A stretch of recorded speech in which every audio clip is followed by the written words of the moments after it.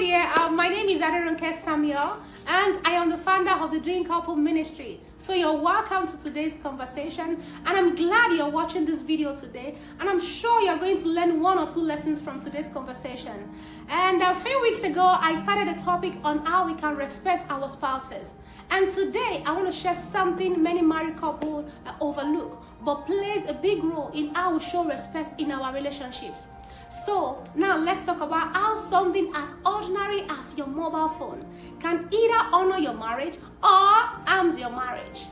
And I know many people will be wondering how. Oh yeah, because sometimes without even realizing it, we disrespect our spouses through how we use our mobile phone. And I would like to share some examples here today. And I'm sure you're going to learn from these examples. The very first example that I want to share today, and please, bear with me, and I want you to pay attention to all these examples that I want to mention today. The first one is picking up another person's call while you are on a call with your partner without first excusing yourself. And now you might think, oh, it's not that deep, but actually it is. Let me be clear here. I'm not saying you can't answer another call while you're talking to your spouse. You can, especially in emergency situation. But the point is in how you handle it. Because guess what? How you handle it really matters. I want us to get into the habit of saying something like, oh, please, excuse me. I mean, that is if you're on a call with your partner and another call comes in. You just say, oh, please, excuse me. Another call is coming in. That one line, you know what it shows? It shows respect. But when we let another person's call cut off our spouse's call, and then we say nothing about it, it sends the wrong message to our partner. And please, I want you to imagine with me, maybe by the time I paint this picture for you, you will understand it better. So now, imagine with me, let's say your partner was the president of a country. I mean, not even a family member now. And you were on a call with that president, and suddenly an important call comes in. What would you do? Please answer that question before I say anything. And I'm sure you will probably do one of these two things. First, you would finish the conversation with the president, no matter who is calling, and then call that person that is calling back.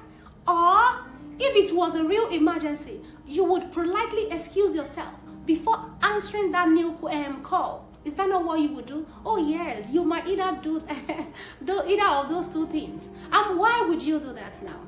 It's because you believe that the president is important and deserve your full attention. That's why you would do that. So let me ask you, why don't we treat our spouses that way? Is it because you think they are not important, or because they are not the president? Yeah, because I believe your spouse should be the most important person in your life, and their calls deserve that same level of regard. And what am I even saying? No, it should deserve more than that level of regard. And for example, it's inconsiderate to let your spouse call ring out while you are on another call and not respond at all. If you can't pick up the call, at least send a quick text. I mean something like, oh, sorry, love. And you don't need to say sorry, love. It depends on what you call your own spouse. You can say, oh, sorry, love, I'm on another call. I will call you right back. And then make sure you do. Don't just promise I will call you back and you don't call back. Because this kind of mutual respect builds trust. And over time, it deepens your relationship. It deepens your connection with your partner. And please, husband and wife should both practice this. It's not a one-sided thing. Don't think, oh, wife is the one that's supposed to be doing that, or the husband is the one that's supposed to be doing that. No, it should be a mutual respect. Please don't let us allow too much of familiarity cause us to take our spouses for granted. But the truth is, they deserve your highest honor. Not just on their birthdays or your anniversary, but in everyday things like phone etiquette. Please, let's take note of those things. And these small habits, they may not seem like a big deal, but they matter. They either build your marriage or slowly wear it down. So please, let's take note. And now, let's talk about something else. It's still about mobile phone. And that is hanging up the phone in anger. Please, no matter how upset you are, it is very disrespectful of you to hang up on your spouse. And I get it. There will be times you're frustrated and don't want to continue the conversation. I know that will happen. That is just a normal thing. But please, instead of slamming the phone down, you can say something like, oh, I'm really upset right now. Let's talk about this later when we are both calm. Because it is at that time that both of you will want to listen to one another. And that is called emotional maturity. And also, I call that love in action. Yes, because you want to be careful. And another point that I want to mention is please avoid sending messages when you are hungry. Yes, because texting your spouse during a heated moment or heated argument can cause more harm than good. Yes, I'm sure that has happened to you before. Even if your spouse texts you something that makes you hungry, please don't respond in the same tone. Choose to be the matured one. Yeah, there's no need for you to prove any point in that moment when you guys are both not listening to one another. Why do I say that?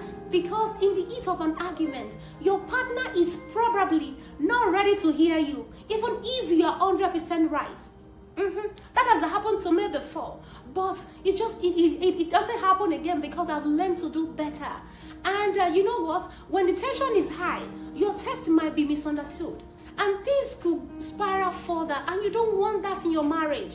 Guess what? The worst part is even that you might say something, you might write something you will later regret. So please, before you send that message when you're hungry, pause, read it again and again. Ask yourself this question: how would I feel if this message was sent to me? Please ask yourself. And you know what that one question will do for you? It will help you rewrite your message in case you've written it in a bad way before. And and also help you to respond from a place of wisdom and not from a place of emotion. Please, marriage is built on daily habits. So let's continue to do this every time. And let's continue to be careful with the way we talk, the way we text, the way we answer phone call. And at the end of the day, all these things are going to add up. Please, let's choose to honor ourselves. Let's choose to respect one another. Please. And let's show our spouses every day that they matter deeply to us. And thank you so much. If this message spoke to you, please share it with another couple. Let's keep building marriages that thrive. And one small habit at a time. Thank you, and God bless you.